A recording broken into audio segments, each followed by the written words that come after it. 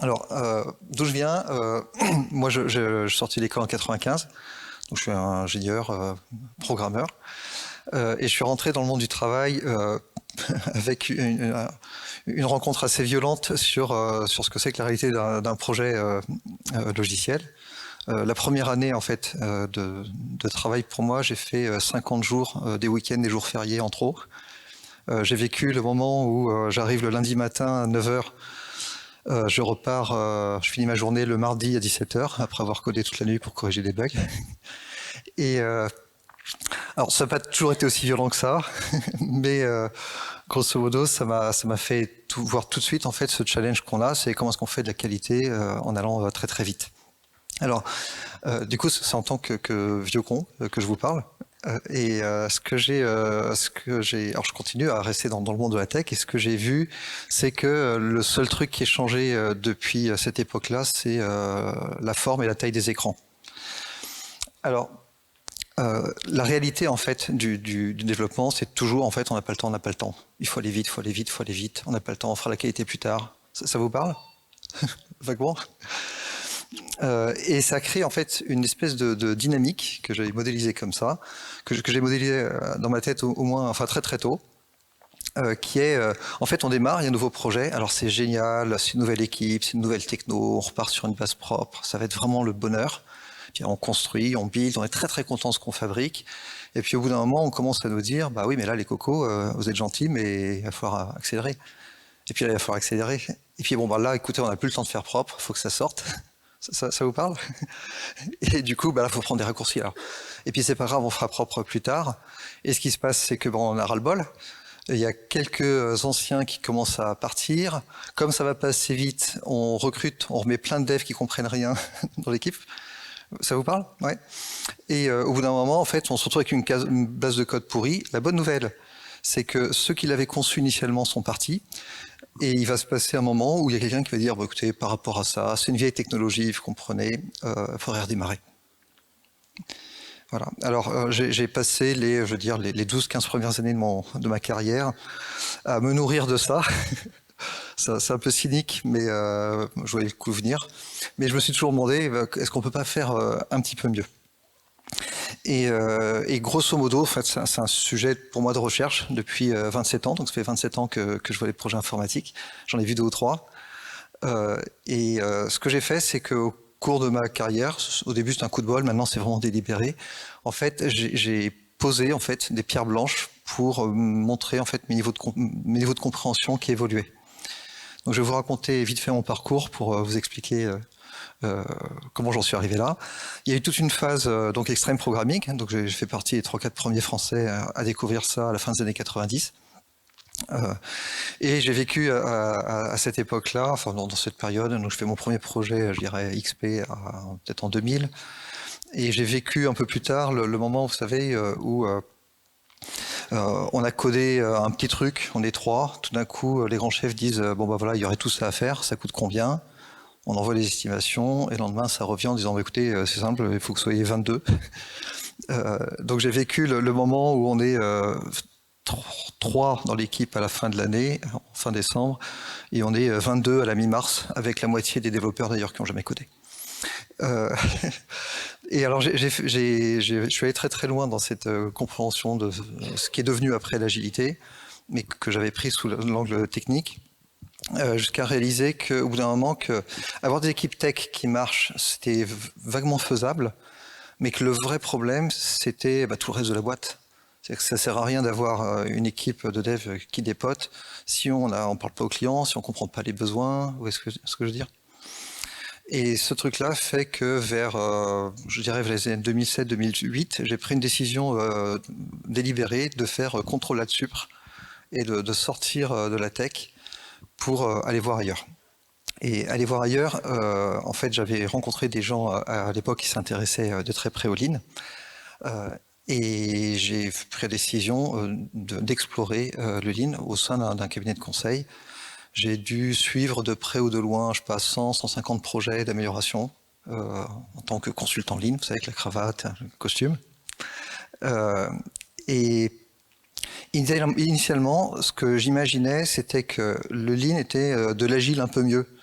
Et je cherchais dans le Lean une recette un peu plus passe-partout qui me permettrait de faire de l'agile partout dans la boîte. De l'agile dans les ventes, etc. Après, je passais par une phase où je pensais que c'était un process ou une mécanique d'amélioration des process. Et la claque que je me suis pris à cette époque-là, et pour comprendre d'où vient la claque, ma mission en fait, c'était de faire l'aller-retour en permanence entre les métiers de l'IT, tous les métiers de l'IT, le support, la maintenance, les data centers, les projets, et de faire l'aller-retour entre ça et ce que j'appelle aujourd'hui le lean hardcore à la japonaise, c'est-à-dire aller au fond de ce qu'a fait Toyota pour essayer de comprendre qu'est-ce qu'on pouvait apprendre de ce monde-là qui avait rien à voir avec la tech. Je crois que j'ai mis les pieds dans une usine pour la première fois à 38 ans. Mais je faisais en permanence l'aller-retour pour comprendre qu'est-ce qu'on a à apprendre de ces gens-là. Parce qu'en fait, initialement, je pensais qu'ils étaient dans notre passé, et de plus en plus, maintenant, je suis convaincu que ces gens-là sont dans notre futur, pour nous qui ont la tech. Et la claque que je me suis prise, c'est de comprendre que le Lean, c'est pas une façon d'améliorer les process, c'est pas une méthode d'amélioration continue, en fait, c'est une pratique personnelle. C'est une pratique personnelle pour le dirigeant. Et ça, c'est un truc que j'ai décrit dans un bouquin qui s'appelle Learning to Scale. Et à l'époque où je commençais à faire du Lean, c'était vraiment des projets dans des grosses boîtes. Et dans ce cheminement où j'ai compris que c'était une méthode pour les gens, ce que j'ai réalisé, ce qu'on m'a enseigné aussi, c'est que le Lean, c'est une pratique pour le dirigeant. Il y a une personne qui fait du Lean dans la boîte avant tous les autres, c'est le dirigeant. Je vais revenir après sur ce que ça veut dire. Donc ça, c'est ce que j'ai documenté dans Learning to Scale, qui est une espèce de bouquin de la méthode. L'étape d'après, ça a été de comprendre, ça c'était il y a 2-3 ans maintenant, de comprendre que cette méthode, c'est pas une méthode, c'est pas une amélioration des process, c'est une pratique personnelle, mais en fait, au-delà de ça, c'est un nouveau modèle d'entreprise. Et c'est, pour moi, et pour mes co-auteurs, le seul modèle crédible, alternatif au modèle tayloriste financier qui est en train de bouffer toutes nos boîtes. Et qui font que tous là, on est en train d'essayer de fuir les grandes boîtes pour se réfugier dans des startups qui, quand elles deviennent des scale-up, s'empressent de redevenir des grosses boîtes. Vous voyez? Et donc l'idée, c'est donc ça, c'est apprendre avec le Lean, c'est de comprendre que en fait, il y a vraiment un autre modèle d'entreprise qui est possible. L'étape d'après, ça a été de travailler avec des gens pour le faire pour de vrai. Donc je fais ça depuis 2016. Je suis pas le seul, je fais partie de l'Institut Lean France. On est plusieurs à pratiquer ça, à essayer de porter le flambeau. On a publié il y a pas très longtemps un bouquin qui s'appelle Raise the Bar, qui est en fait, c'est les deux fondateurs d'Aramis Auto, Nicolas Chartier, Guillaume Paoli, qui racontent leur aventure et qui racontent leur appropriation de cette méthode de management, mais vraiment du point de vue de toute l'entreprise. Et on parle d'une vraie entreprise, c'est une entreprise qui est entrée en bourse il n'y a pas très longtemps, qui fait plus d'1 milliard de chiffre d'affaires. Alors il y a une astuce dans Raise the Bar, dans le titre, de la même manière qu'il y a une astuce dans Learning to Scale, et ça va m'aider en fait pour la suite. L'astuce dans Learning to Scale, dans le titre, c'est qu'on imagine souvent que c'est je vais apprendre à faire du scale, et en fait non, c'est pas du tout ça l'intention, c'est le learning, c'est l'apprentissage est un levier de scale. Et donc la question de comment est-ce que je grandis, comment est-ce que l'entreprise grandit sans devenir une grosse boîte pourrie, c'est qu'en fait on arrive à maintenir l'apprentissage vivant. Et ce que font la plupart des entreprises modernes, c'est qu'elles tuent l'apprentissage parce qu'elles essaient de mettre tout le monde dans les petites boîtes. Vous voyez ? Et donc là, ce qui est passionnant dans Raise the Bar, c'est qu'on voit des dirigeants qui adoptent ça comme modèle d'entreprise pour créer une entreprise qui est fondée sur le fait que tout le monde apprend tous les jours. Et il y a un deuxième astuce dans le titre, c'est que Raise the Bar, on imagine que c'est Raise the Bar sur l'entreprise, et en fait ce que fait vraiment le praticien Lean, c'est qu'il est en permanence en train de Raise the Bar sur lui-même. Et donc c'est une méthode d'auto-amélioration. Alors il y en a un qui est en train de couver, on est en train de finaliser, ça devrait sortir d'ici la fin de l'année, un bouquin pas équivalent, mais dans la même veine, sur les pratiques Lean des dirigeants de tout le groupe Théodo, que vous connaissez, qui sont des habitués ici. Et là encore, l'idée, c'est pas de montrer comment est-ce que Théodo a mis en place la pratique Lean. La discussion, c'est comment est-ce que les dirigeants de Théodo s'approprient cette façon de penser, ou cette façon d'être en tant que manager pour réussir leur boîte. Ce qui m'amène au machin. Alors c'est quoi le Lean ? Il y a beaucoup de flou autour de ça. Ce qu'on appelle le Lean, c'est l'étude du modèle de management Toyota en dehors de Toyota. Mais ce qu'on appelle aussi le Lean, c'est la pratique de ce qu'on appelle le TPS, donc le Thinking People System. Et donc c'est une pratique délibérée en fait pour le manager. Donc l'idée c'est que c'est pas un truc que je plaque dans la boîte, c'est j'accélère ma progression en tant que manager en me forçant à réfléchir sous le prisme du TPS. Alors une façon de le voir c'est imaginez que vous passiez à partir de maintenant, vous lancez le chrono et vous allez commencer à réfléchir sérieusement, vous documenter, tester plein de trucs pour essayer de construire une entreprise qui est centrée sur le client et qui est centrée sur l'apprentissage de tout le monde, tous les jours, partout. Imaginons que vous fassiez ça pendant 10 ans, 20 ans, 30 ans. Le TPS, c'est ce que vous aurez envie de vous raconter quand vous parlerez à votre moi d'aujourd'hui. Vous voyez ou pas ? Et donc ça n'a rien à voir avec l'usine, ça marche partout. On n'a pas trouvé d'activité humaine dans laquelle le modèle ne fonctionnait pas. Et il faut le voir vraiment, moi j'appelle ça, c'est le karaté du business, ou c'est l'équitation. Quand on regarde en fait le management, le management en fait est une activité qui est d'une complexité inouïe. C'est-à-dire que si je suis tech lead, si je suis CTO, il faut que je maîtrise les technologies, il faut que je maîtrise le business, il faut que je sache construire une organisation, il faut que j'ai des connaissances en management opérationnel, de performance, il faut que j'ai des théories sur la qualité, il faut que j'ai des théories sur la motivation des gens, sur la psychologie, sur la gestion du conflit, sur la négociation, vous voyez ou pas? Maintenant, une fois qu'on a vu ça, regardez comment est-ce qu'on est formé pour devenir manager. Ça vous fait rire ou pas? Non? Il n'y a que moi que ça fait rire. Ils sont tristes les gens. Et l'idée, c'est de se dire, soit en fait, la pratique du TPS, c'est soit je me dis, je vais bidouiller, j'ai lu un super truc, ils font ça chez Netflix, je vais essayer, soit je le fais comme ça, je tâtonne, soit en fait, je comprends qu'en fait, le management, les humains font ça depuis très très longtemps, il y a des choses qu'on sait, il y a une physique du management, et du coup, je vais me former pour accélérer ma formation. Donc, c'est une façon de réfléchir, qui, à fur et à mesure qu'on s'entraîne à voir à travers le TPS, change la façon dont on voit les choses. Et je vais vous faire une démonstration. Vous connaissez des machins comme ça? Vous en avez déjà vu? Alors du coup, c'est intéressant de se dire qu'est-ce que je vois là-dedans. Alors, je suis désolé, mais je vais vous dire vraiment ce que je pense quand je vois ça.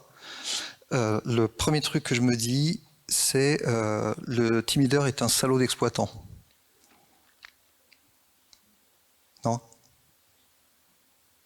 En fait, je me dis ça parce que quand je regarde la structure du Kanban, la priorité, elle est donnée au fait que les choses avancent dans le process parce qu'il faut shipper, Par contre, on ne voit pas les gens. Oui, il y a un petit gris-gris là. Mais le truc n'est pas fait pour voir les gens, en fait, il est fait pour shipper les pièces. Et je me dis, ça vaut l'exploitant. On rigole quand je dis ça, je ne le connais pas, mais j'imagine que c'est quelqu'un de très bien. Mais en fait, là, ce que je vois, c'est que c'est un système dont la pensée, en fait, c'est il faut que ça sorte, Expliquez-moi pourquoi ça ne sort pas, et je vais vous expliquer pourquoi vous allez sortir quand même. Je force bien sûr un peu le trait, j'essaie de vous faire voir quelque chose. Deuxième truc que je me dis, c'est, ils ont vraiment pas envie d'être bons. Ils ont pas envie de progresser. C'est évident, non, vous voyez ou pas? Alors, ce qui me fait dire ça, c'est que, en fait, on voit pas le lead time. Donc, en fait, on est en train de regarder du flux, mais on n'est pas en train de regarder si on va vite. Et donc, on ne sait pas, est-ce qu'on va plus vite qu'avant, est-ce qu'on va pas plus vite qu'avant? Non, parce qu'en fait, on ne s'intéresse pas à mesurer le délai. Or, le délai, c'est la métrique qui fait que si je suis plus fort, je vais plus vite. Troisième truc que je me dis, c'est en fait, dans cette équipe, ils n'ont vraiment absolument pas l'intention de faire la qualité un jour. Alors pourquoi je me dis ça? Je me dis, en fait, ils ont une théorie foireuse de la qualité.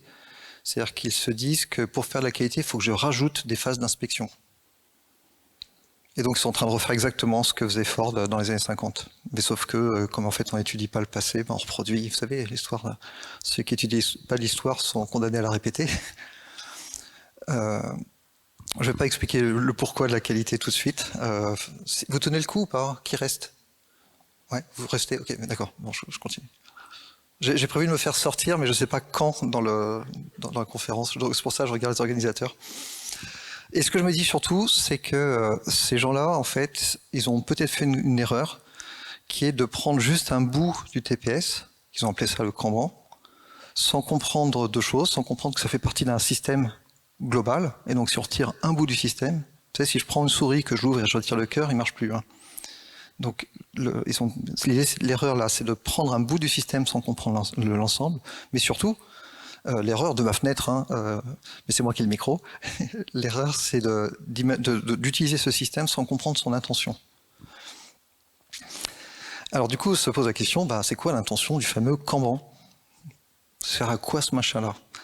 Et donc le Kanban n'est pas une méthode pour accélérer les flux, c'est pas une méthode pour améliorer la production. Je vous taquine, hein, je vous taquine. C'est une méthode pour faire quoi? Alors pour vous expliquer ça, il faut que je revienne à des conneries que je racontais dans le bouquin Gestion de projet extreme programming. J'assume. Mais j'étais jeune, c'était pour l'argent. Donc j'avais écrit, je crois qu'on est en 2000, peut-être 2001, j'avais écrit un truc dans un des chapitres, j'avais dit, en fait, du point de vue du client, en fait, par rapport à une équipe de dev, en fait, on peut te donner de la qualité, un truc nickel qui marche bien, on peut le faire vite, ou tu peux avoir une large enveloppe fonctionnelle. Par contre, Coco, tu peux pas avoir les trois. Donc c'est le genre de conneries que je racontais quand j'étais jeune. En fait, j'ai changé un peu de façon de réfléchir à ça. Le fait d'être bercé par le lean un peu trop près du mur m'amène à voir maintenant la chose un peu différemment. C'est que je comprends, je modélise l'équation d'avant comme, en fait, la valeur, c'est la qualité au sens à quel point je rends service au client, divisé par le coût global. Et donc, je préfère cette notion de coût global plutôt que délai. Parce que si j'oppose qualité et délai, ça me donne l'impression que le game, c'est d'aller vite. Mais en fait, le fait d'aller vite est juste une des composantes de le faire pour pas cher. Vous voyez ce que je veux dire? Et si je le capture sous l'angle d'aller vite, ça me pousse à la faute, au sens je vais essayer de prendre des raccourcis sans voir le coût global. Et ce que j'entends par coût global, c'est ok, ça va coûter combien à faire? Est-ce qu'on peut le faire vite pour le coup?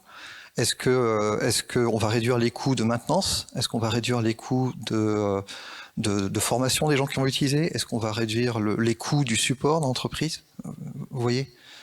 Et donc l'erreur, selon moi, quand on raisonne en qualité délai uniquement sur le dev, c'est que mécaniquement, ça nous emmène à créer des problèmes, à faire croire qu'on va vite pour en fait juste créer d'autres problèmes dans l'entreprise, qui fait qu'on est très fier parce que avec 10 personnes, on a shippé le truc très vite, mais on n'a pas vu qu'on a forcé la boîte à recruter 50 personnes au support parce qu'il n'y a rien qui marche.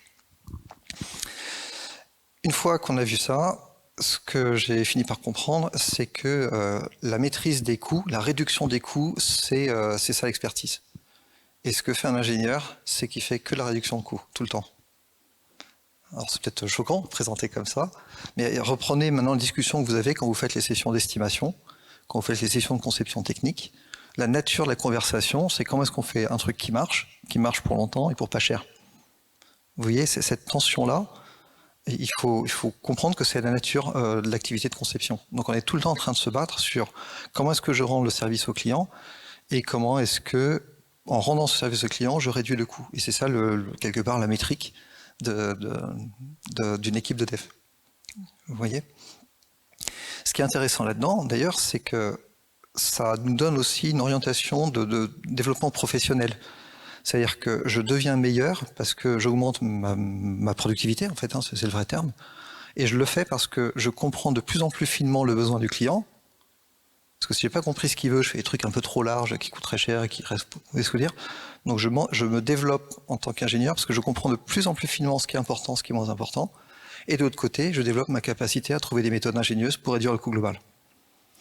Et alors du coup, ça nous donne une feuille de route pour ce que fait un CTO. Donc l'erreur, c'est d'imaginer que, en fait, on ne peut pas avoir la qualité, la vitesse, la fonctionnalité. En fait, c'est faux. C'est-à-dire qu'on peut avoir les trois. On peut faire un truc de super qualité, très très vite, qui couvre tous les besoins du client. En fait, il faut juste être très très fort. J'ai un de mes meilleurs amis, qui est un ancien collègue aussi, que j'ai rencontré en 98. C'est 24 ans, je ne sais pas si vous avez beaucoup de copains depuis 24 ans, mais qui en fait est rentré chez un éditeur dans le monde de la finance. Ils avaient fait un premier projet avec 6 personnes pendant 6 mois pour faire un truc un peu compliqué de calcul de risque sur des volumes très très importants de données en quasi temps réel. Une première équipe de 6 s'était plantée. Ils avaient tout jeté, ils avaient arrêté. Ils ont remonté une équipe de 4 qui a essayé pendant 6 mois, ils ont arrêté. Ils ont recruté Marc qui l'a fait avec un autre mec en 2 mois. Donc la productivité, en fait, elle est mesurable. Vous voyez? Et donc, c'est quoi, une fois qu'on a compris ça, c'est quoi le rôle du dirigeant, du manager Lean? Le rôle du manager Lean, du tech lead manager tech qui fait du Lean, c'est de entraîner ces gars de façon à ce qu'ils développent leur capacité, leur productivité, leur capacité à bien comprendre le client, à réduire les coûts. Vous voyez? Maintenant, la question, c'est comment est-ce qu'on fait ce machin-là? Et ce qu'on voit habituellement, quand les gens commencent à se mettre au Lean, qui commencent à faire des standards, c'est qu'ils écrivent des trucs qui ressemblent à ça. Alors, comment est-ce que tu fais une peer review, code review? D'abord, il faut faire ça. Ce qui est vachement intéressant, c'est la formulation. Il faut faire, tu dois faire ça, tu dois faire ça, tu dois faire ça. Vous voyez ce que je veux dire? C'est par l'outil. Donc je suis en train, là, les personnes là ne comprennent pas qu'elles sont en train de former, elles sont en train de forcer les gens à faire des choses. Vous le sentez ça ou pas? Tu fais ci, tu fais ça, tu fais ça. Et ce qui est intéressant, quand on va regarder le standard, c'est que la partie intéressante n'y est pas. Par exemple, vérifier que le code répond bien aux besoins fonctionnels et qu'il est bien organisé en conséquence. Bah ouais, mais c'est ça le game. Vous voyez? Et donc ce qu'on voit là, c'est des gens, et c'est sympa qu'ils essaient de faire ça, ils sont au début du chemin, je leur en veux pas. Mais ce qui se passe, c'est qu'ils sont à un stade de leur compréhension où en fait ils nous disent, en fait je sais pas comment former les mecs, je sais pas comment y prendre. Du coup ce que j'arrive à faire seulement, c'est dicter des règles, parce que c'est un peu le bazar dans les équipes, et j'espère que si on a quelques standards, quelques règles, les gens vont arrêter de faire n'importe quoi. Vous voyez? Et alors du coup, l'idée c'est que si on veut dépasser ça, une fois qu'on a compris que la clé de la productivité au sens noble du terme, c'est la compétence, l'idée du dirigeant tech, c'est que ce qui distingue le contributeur individuel du manager, c'est que le contributeur individuel, il sait faire du code, le manager, il sait former des contributeurs individuels à faire du code. Vous voyez? Parce que sinon, si juste je me retrouve tech lead ou CTO et que je ne sais pas former, je suis juste contributeur individuel qui a un droit de vie et de mort sur les autres. Mais j'apporte pas vraiment de valeur. Vous voyez le truc? J'en apporte bien sûr parce que je suis plus avancé, mais en fait l'idée c'est que j'apprends à être un meilleur manager tech parce que je développe des façons de penser sur comment est-ce que je fais monter les gens en puissance. Alors le premier truc à voir pour ça, d'où le titre. Donc la première idée fausse qu'il faut tuer, c'est l'idée qu'on va transformer les équipes en des petits robots qui font tous pareil. On va trouver les best practices, s'assurer que tout le monde fait les mêmes best practices, et enfin, c'est le délire tayloriste ça, enfin tout le monde fera pareil partout, tout le temps. Mais il faut comprendre que c'est pas comme ça que ça fonctionne la formation. Ça marche en dehors du knowledge work. Sur des activités très répétitives où il n'y a pas besoin de réfléchir, oui, on peut mettre un couvercle aux gens, contrôler les mains. Mais en fait, ce truc-là ne marche pas pour le travail intellectuel. Pour le travail intellectuel, l'idée, c'est que c'est une progression qui se fait de l'intérieur et chacun va devenir la meilleure version de lui-même. Et donc, l'idée, c'est d'avoir comme modèle que, en tant que manager tech, mon rôle, c'est d'aider les gens à se développer, en étant tout à fait à l'aise sur le fait qu'ils vont tous se développer différemment parce que je suis en train de me faire mon équipe d'Avengers. Ils sont tous bizarres. Vous êtes d'accord qu'ils sont tous bizarres? Ils sont tous cassés d'un certain point de vue. Ils ont tous, chacun sa névrose, mais c'est une névrose différente par personne. Vous voyez? Donc, premier truc, c'est d'arrêter d'imaginer qu'en fait, on met les gens dans des cases et on les force à faire tous pareil. Et après, l'idée, c'est de les faire progresser. Alors, comment est-ce qu'on va les faire progresser? Alors, on a un modèle pour ça. Le modèle du maître artisan, vous savez, du craft. Alors, quand je dis ça, je ne voudrais pas tomber dans l'ornière du software craftsmanship, même si c'est des potes. Hein. Mais ce que j'essaie de montrer, c'est plus que, en fait, on a une façon de transmettre un geste expert. Et ce que je voudrais faire, c'est rentrer un peu dans le détail de comment ça fonctionne. La clé, c'est de faire ce qu'on appelle la pratique délibérée. Donc, si vous voulez apprendre à faire de la guitare ou du tennis, l'idée, c'est que vous apprenez par une répétition, mais une répétition en essayant de bien faire. Vous voyez un peu la tension. Faut imaginer le mec qui fait des services. C'est pas n'importe quelle répétition. Si je fais des services au hasard, j'apprendrai pas, je peux en faire des centaines d'heures. Le truc qui marche, c'est quand je fais mes fameux services en essayant de faire bien. Alors, si on décompose les différentes composantes d'une bonne pratique délibérée, il y a plusieurs éléments. Le premier élément, c'est la production. Donc l'idée, c'est que j'apprends en faisant. Alors, une erreur qu'on fait souvent, c'est de se dire un bon ingénieur, il sait faire des trucs, il a des théories, machin, puis il y a des bons, il y a des mauvais. On ne peut rien faire avec ça. On ne peut pas former quelqu'un en disant bah, vas-y, sois meilleur. L'astuce, c'est que j'apprends par le craft, c'est-à-dire j'apprends en produisant. Et la beauté du truc, c'est que je vois dans ce que j'ai produit mon niveau. Vous voyez? Et donc ce que fait le maître artisan, c'est qu'il produit des choses et il le regarde en se disant je vois là-dedans ce que je sais faire. Alors, comment est-ce qu'on fait, comment est-ce qu'on devient un grand écrivain? Ben, un grand écrivain, il écrit des bouquins. Comment est-ce que je deviens un grand musicien? Ben, je compose des putains de morceaux. Et je joue des morceaux et je fais des spectacles. Vous voyez? Et alors, du coup, bah, comment est-ce que je deviens un bon ingénieur? Bah, je fais du code. Par contre, il faut rentrer un peu dans le détail de ce que c'est que le code.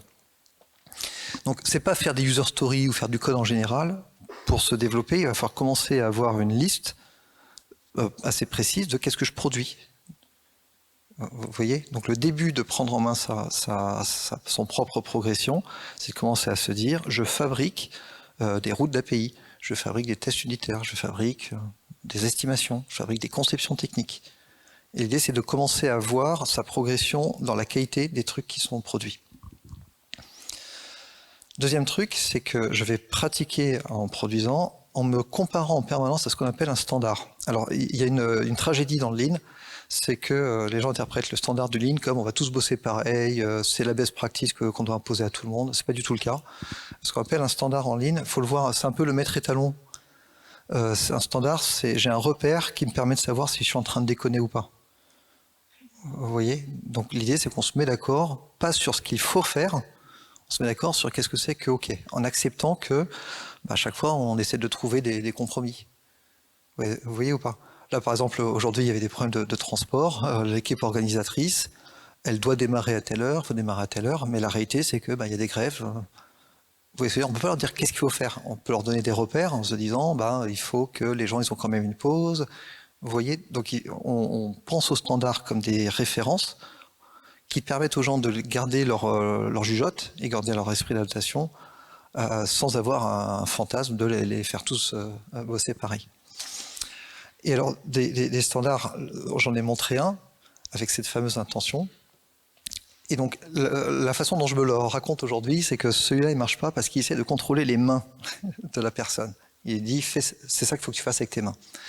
Et pour comprendre quelle serait l'alternative, il faut remonter un peu sur comment est-ce que ça fonctionne l'expertise et comment est-ce qu'on fait de la production avec le machin qui est là-haut. Alors, la machine de base de la façon dont on réfléchit, c'est ce qu'on appelle des modèles mentaux. Donc là, par exemple, quand vous voyez l'image, quand la personne va relâcher son index, vous voyez tout ce qui va se passer. Vous êtes d'accord ou pas? Et en plus de ça, selon l'angle avec lequel il va taper le domino, vous pouvez presque imaginer, est-ce que ça va partir comme ça, vous voyez ou pas? S'il le fait doucement, s'il le fait fort, s'il le fait très fort, le truc va rebondir, vous voyez? On est tous d'accord, il ne s'est rien passé, hein, vous êtes d'accord? C'est pareil, hein, si je fais ça, que j'écarte les doigts, vous savez ce qui va se passer. Si je fais ça, ça va rebondir, vous voyez? Et donc l'idée, c'est que la façon dont on réfléchit, c'est qu'on a des modèles qui représentent la façon dont le monde fonctionne. Et donc la notion de standard, la notion de geste qui nous permet de comprendre le Lean dans le monde de la tech, en fait, ne fonctionne que si on arrive à revenir dans une logique de je comprends le geste expert qui est la façon dont la personne réfléchit. Et un exemple dans la tech, c'est de se dire, par exemple, il y a quelqu'un qui va dire, tiens, sur l'app, là, quand je clique pour poster le formulaire, en fait, l'ingénieur, lui, il sait que ce truc-là va être interprété par le navigateur, qui va envoyer une HTTP request, machin, va se dire, donc il a son Lego, vous dire, ces mécanismes qui tournent dans sa tête. D'ailleurs, ce qu'on appelle un bug, et ça c'est des études très scientifiques qui le démontrent, ce qu'on appelle un bug, c'est que j'ai codé un truc parce que je pensais que, en fait, non, c'est pas du tout comme ça que ça marche. Vous voyez? Donc ça veut dire que ce qu'on appelle un bug, c'est que j'avais un modèle mental erroné qui ne représentait pas la réalité. C'est-à-dire que j'ai lâché les doigts, le truc est remonté. Vous voyez? Alors ça, c'est important de comprendre ça parce que former des gens, c'est, on ne peut pas le faire de l'extérieur, c'est eux qui se forment. Et en fait, c'est se développer des modèles mentaux de plus en plus riches. Et donc l'idée, c'est qu'une fois que j'ai compris ce que je produis des pièces, on va dire, très précises, Mon apprentissage consiste à me faire des modèles mentaux de plus en plus riches sur chacune des pièces en cherchant différents trucs. Ce qui va m'intéresser en particulier, c'est toutes les contraintes, ou mieux encore ce qu'on appelle les trade-offs. Pour vous compreniez ces notions de trade-off, j'ai un exemple très simple. Je ne sais pas si ça arrive encore, mais j'ai vécu dans ma jeunesse le moment où on disait il ne faut pas faire de méthode de plus de 25 lignes, il faut les découper. Et puis c'est trop long.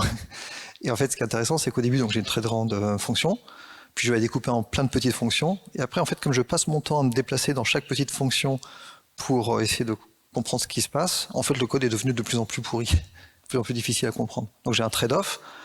Vous voyez ou pas? J'explore le truc. Il y avait un gars sur un des projets, je travaillais avec un copain qui était sur un projet, il disait on est parti sur un truc, on a fait des microservices, on est allé au fond du fond du fond, mais après on a découvert un truc, c'est que en fait le réseau est saturé. Je dis bah oui, tu pouvais le savoir avant ça, non? Vous voyez ce que je veux dire? Donc l'idée c'est que je gère mon apprentissage parce que je capture ce que je sais, pas sur ce que je dois faire, mais je capture comment est-ce que les choses fonctionnent. Et l'idée c'est que grosso modo, ce que fait un ingénieur qui veut vraiment être fort, c'est qu'il commence à collecter consciemment ces modèles mentaux de qu'est-ce qui marche pas, qu'est-ce que c'est que bien faire, qu'est-ce que c'est que pas bien faire.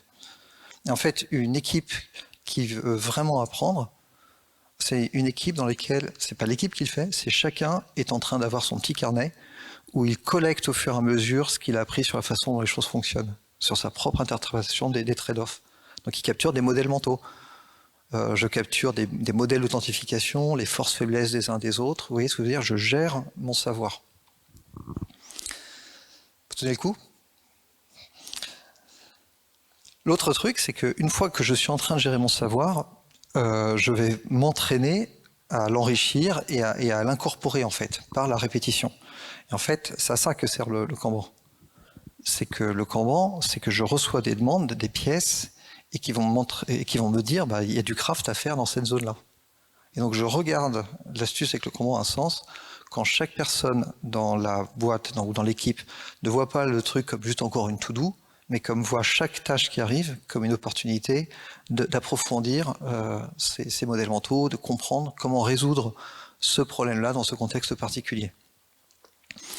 Le quatrième élément qu'il faut pour faire de la pratique délibérée, c'est qu'il faut le feedback du coach. Parce que si j'apprends à faire un nouveau geste, mais que je n'ai pas de feedback externe, je vais développer très rapidement des mauvaises habitudes. Et je ne vais pas me voir faire. Alors, du coup, pour apprendre vite, si c'est mon intention, il faut que j'ai quelqu'un en face qui puisse me dire tiens, baisse les épaules, lève le nez. Vous voyez? Alors, pour ça, il faut un certain type de manager.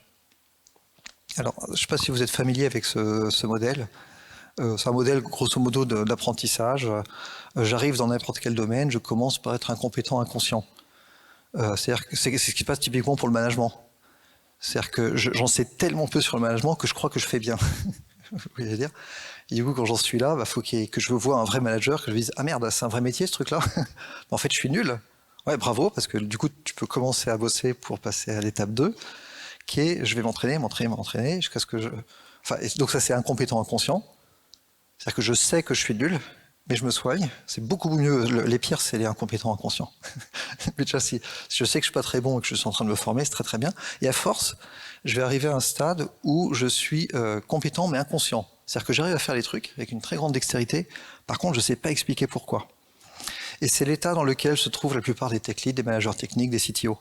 C'est-à-dire qu'ils savent faire, mais par contre, ils ne savent pas expliquer. Ce qui fait que quand ils sont devant les gens, ils leur disent « Attends, je t'ai expliqué 5 fois, t'es trop con, qu'est-ce qui t'arrive, hein, dégage ?» Non, en fait, c'est que moi, je ne sais pas former. Et donc, l'idée, c'est que le système de pratique délibérée fonctionne quand j'ai compris en tant que manager que mon métier, c'est qu'il fallait que j'apprenne à former. Et que le niveau des gens de mon équipe, c'est mon niveau de formateur. Vous voyez ce que je veux dire? Et alors, pour faire ça, il y a une phase qui est très, très, très difficile, c'est qu'il va falloir passer de compétent inconscient à compétent conscient. C'est-à-dire que je sais faire du code et je sais expliquer pourquoi. La figure de proue de Extreme Programming des années 90, c'était Ken Beck. Il m'a fallu très longtemps pour comprendre ça, en fait. J'ai pas compris pourquoi l'agilité donnait des trucs un peu moyens, en fait, at scale. En fait, Extreme Programming marchait avec Ken Beck, avec Martin Fowler, avec Bob Martin. C'est-à-dire que quand on a des gens qui sont très très forts, oui, l'agilité marche. La question, c'est comment est-ce qu'on devient très très fort. Mais si vous regardez les gens que je viens de mentionner, qu'est-ce qu'ils font? En fait, ils écrivent leur savoir, ils réfléchissent. Vous voyez? Donc quand vous lisez le refactoring de Martin Fowler, vous voyez en fait un maître artisan qui est en train d'expliciter ses théories pour apprendre à les enseigner. Donc il est en train de s'infliger quelque part la pratique qui va lui permettre de faire de lui quelqu'un qui sait former les autres. Donc il est sur un track pour devenir manager. Et c'est pareil là que du coup on comprend à quoi sert le Kanban. Donc l'idée du Kanban, c'est que je suis le manager, j'ai une image mentale de tous les gens de mon équipe, je connais leurs forces, leurs faiblesses, je sais quel point je suis en train de faire travailler chacun, et du coup j'envoie des Kanbans à un tel, parce que je sais ce que j'en attends. Vous voyez ce que je veux dire? Je sais que là je lui envoie ça parce que ça va le développer là-dessus.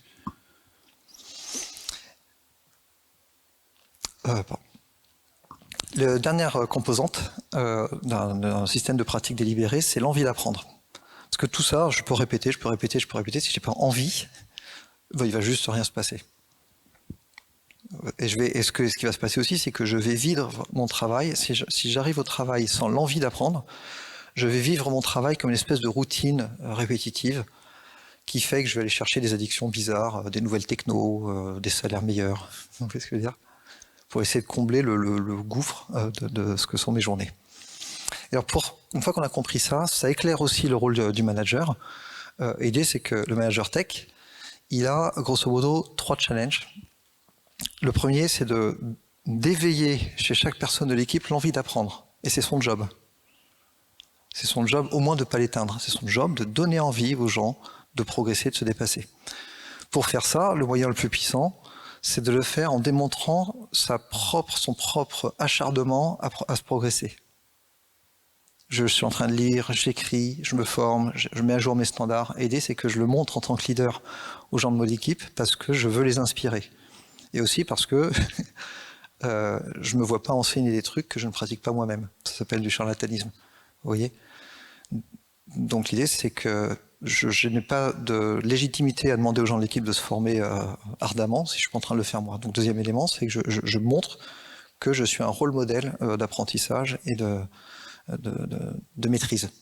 Et le troisième sujet, c'est que je gagne un deal, et souvent c'est un truc que les gens ne voient pas, c'est que pour que le système fonctionne, il faut que la personne en face, la personne de l'équipe, m'accepte en tant que coach. Et quand vous allez regarder dans les équipes, bien souvent, en fait, les développeurs n'acceptent pas leur tech lead ou leur manager tech en tant que coach. Ce qui fait que ça crée une tension énorme. Tu devrais faire comme ça, tu devrais faire comme ça. La personne résiste parce qu'en fait, ce qu'on n'a pas craqué, c'est cet accord qui peut être implicite. Hein. Cet accord qui est que, en fait, je suis ton prof. Vous voyez. Un des trucs dans lequel on est parti avec l'agilité, aujourd'hui je pense que c'est une connerie, mais c'est vraiment une opinion personnelle, c'est d'imaginer que l'apprentissage se fait en équipe. Puis on discute, il se passe des trucs, mais c'est pas comme ça que font les humains. Bien sûr que ça génère de l'apprentissage, hein. Mais le chemin royal de l'apprentissage, c'est je trouve quelqu'un qui fait ça depuis 10 ans de plus que moi, je regarde ce qu'il fait et il m'aide à monter. Vous voyez, on fait ça dans tous les domaines. Et donc l'idée, c'est qu'il faut en tant que leader que je me fasse accepter par chacun en tant que coach. Il faut que je gagne le fait que la personne ait envie de bosser, et envie d'apprendre, pardon. Il faut que je gagne aussi l'envie qu'elle m'accepte comme source de progrès. Ah, on va pouvoir parler de Lean. Donc je posais la question au tout début, ça sert à quoi le Kanban? Donc, le Kanban, il sert à un truc dans le cas du TPS. Et c'est quoi le TPS?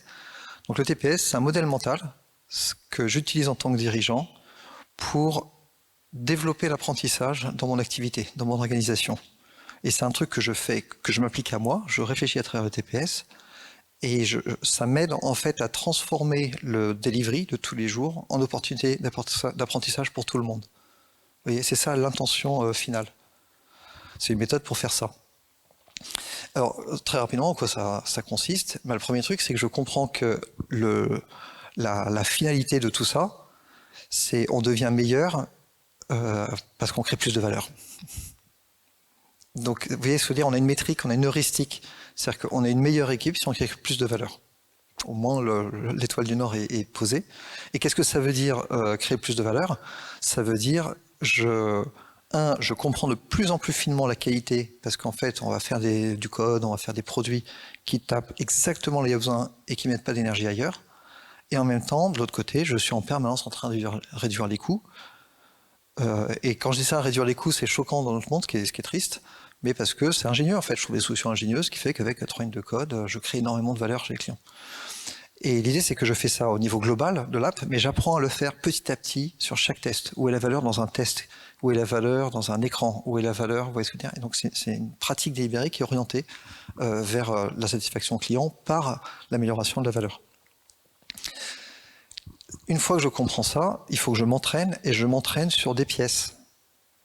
Vous voyez? Donc, je fais des tâches parce que c'est mon moyen de m'entraîner. Et ces tâches-là, c'est pour ça que je parlais de lead time tout à l'heure, ben, j'apprends à les faire de plus en plus vite du point de vue du client, parce que c'est comme ça que je vois si je suis en train de progresser. Et alors du coup, c'est là que j'ai besoin du Kanban, mais pas d'un Kanban organisé comme ça, il va me falloir un Kanban qui est organisé par personne. Puisque je suis le coach de l'équipe, ce que je regarde, c'est l'équipe, c'est pas les pièces. Je regarde d'abord l'équipe, chaque membre de l'équipe, et après je regarde quelle pièce j'ai envoyée à quel membre de l'équipe. Et je vais aller un cran plus loin, donc c'est du pool, c'est un pool système. Donc pool, c'est du prélèvement. L'erreur dans le modèle que je présentais avant, en général, c'est que c'est du push. On pousse le truc à l'étape d'après, on pousse le truc à l'étape d'après. Le pool, c'est un peu différent, c'est qu'en fait, on va venir prélever. À quoi ça ressemble très très concrètement au quotidien dans l'équipe? On a 3 développeurs là. Pardon. On a 3 développeurs. On a complètement à droite, là, on a Justine. Donc je sais en tant que tech lead que Justine est en train de travailler sur cette tâche. On a fait le travail ensemble en amont, où on a analysé tout ce qu'elle allait faire, tout ce qu'il faudrait faire pour faire cette tâche. Donc on a exercé nos modèles mentaux, on a discuté pour essayer de trouver la façon la moins coûteuse de réaliser le truc, moins coûteuse tout de suite et dans le futur de réaliser le truc. Et on est tombé d'accord sur le fait que normalement ce truc-là, je sais pas, il est 14 heures, il y en a pour 3 heures, donc à 17 heures c'est terminé. Donc faire du pool, c'est que je vais dire à Justine, bah, écoute c'est super, vas-y go, moi je reviens à 17 heures, et je vais revenir à 17 heures pour prélever la pièce, au sens, pour voir ce que tu as fait, et pour qu'on puisse avoir une discussion sur la qualité de ce que tu as produit. Parce que ça serait une opportunité de coaching. Et ce que je te demande, c'est, et du coup c'est l'autre côté, c'est le pendant du juste à temps, de la vitesse, c'est l'auto-qualité, le judoka. Ce que je te demande, c'est que si tu as la moindre difficulté, mais vraiment, je vais venir à 17h, hein, t'as intérêt à ce que ça sorte. Par contre, si t'as la moindre difficulté, c'est ta responsabilité de m'appeler pour que je vienne regarder ce qui se passe et te filer un coup de main. Vous voyez? Alors je sais pas si vous voyez l'élégance du système, c'est que quand je fais ça, je suis en train de créer un système dans lequel je suis sollicité sur tous les trucs où j'ai quelque chose à apprendre aux personnes.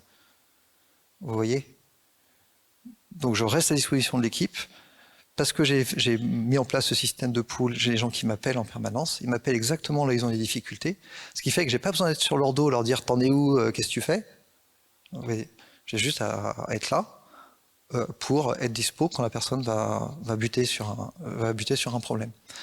Là, ce qu'on va faire, c'est qu'on va creuser le truc, on va faire des résolutions de problèmes. La résolution de problèmes dans le ligne, en fait, est centrale. Parce que ce qu'on sait d'un point de vue scientifique, c'est que les adultes apprennent par la résolution de problèmes. On parle beaucoup de pédagogie pour enseigner. La pédagogie, c'est la science de l'enseignement aux enfants. Donc les adultes, ça apprend pas dans une salle en regardant des slides. Les adultes, ça apprend en résolvant des problèmes opérationnels sur le terrain. Donc ce qu'on voit là, c'est comment le système permet de faire émerger les problèmes pour que les gens résolvent les problèmes et qu'ils apprennent par la résolution de problèmes. Et on va s'intéresser à 2 types de résolution de problèmes. On va regarder déjà, donc si Justine a une difficulté, on va avoir une réflexion sur les conditions. C'est-à-dire que, grosso modo, le rôle du contributeur individuel, c'est de produire de la valeur pour les clients. Dès que je quitte cette strate-là et que je deviens un chef, que je deviens tech lead ou au-dessus, en fait, c'est plus moi qui fais ça. Ou quand je le fais, c'est juste que parce que dire, si je suis tech lead et que je code, c'est pas grave, c'est juste que là je suis pas tech lead, je suis en train de faire contributeur individuel. Mais quand j'ai ma casquette tech lead, mon rôle c'est de créer les conditions pour que les gens puissent aller vite, et mon rôle c'est de les former. Donc premier truc, c'est que quand Justine a une difficulté, j'essaie de me dire dans les conditions, ce qu'elle a reçu comme input, l'outillage qu'elle utilise, la configuration de son environnement, est-ce qu'il y a des trucs qu'on n'a pas compris? Est-ce qu'on a quelque chose à apprendre sur comment créer les conditions pour que Justine puisse bosser tranquille sans effort? Deuxième truc, qu'on va regarder, c'est Est-ce que c'est plus une question dans le monde des standards, ou est-ce que du coup Justine, il y a un truc qu'elle n'a pas compris? Est-ce que c'est un truc qu'on n'a pas compris, on n'est pas clair sur nos standards? Est-ce que c'est elle qui ne se les a pas appropriés? Et du coup, je fais de tout ça mon système de formation. Et donc ce qu'on voit là, c'est comment le TPS, et donc le Lean en général, est une méthode parfaitement éprouvée, qui marche partout, pour consciencieusement en fait, transformer l'activité de production en activité d'apprentissage, pour faire des maîtres artisans qui ont la capacité à aller de plus en plus vite pour faire de la valeur. Et c'est ça que Toyota essaie de nous dire depuis des années et des années. Et en fait, on refuse d'entendre. Parce qu'on est tellement pris dans notre délire tayloriste qu'on a tous l'intention de mettre les gens dans les petites boîtes. Mais c'est pas ce qu'ils nous disent. Ils nous disent, bah, pour faire des bons produits, il faut que les gens réfléchissent bien. Et du coup, il faut concevoir une entreprise qui est faite de telle sorte que les gens sont en permanence à apprendre, à mieux maîtriser leur travail, à mieux réfléchir et à devenir plus forts. Et c'est pour ça que je pense que la grande tragédie du Lean dans notre monde, c'est d'avoir pris juste un bout pour imaginer que c'était un système de gestion de flux. Et je pense que c'est tragique à titre personnel parce qu'en fait, on passe à côté d'une aventure humaine qui vaut vraiment le coup d'être vécue. Et du coup, qu'est-ce que j'ai à vous dire? Si vous travaillez, je ne sais pas s'il y en a qui travaillent avec des humains, mais si vous travaillez avec des humains, si vous êtes manager, j'ai deux propositions à vous faire. La première, c'est de raise the bar sur vous-même et de vous regarder en tant que manager et vous dire où est-ce que j'en suis et qu'est-ce que je suis en train de faire pour progresser. Et si ça vous branche, une deuxième piste, c'est de vous mettre à ce match-là qu'aujourd'hui donc j'appelle le lean hardcore à la japonaise, pour qu'ensemble on puisse essayer de sortir de ces projets un peu merdiques qui donnent envie à tout le monde de changer de métier. Merci beaucoup.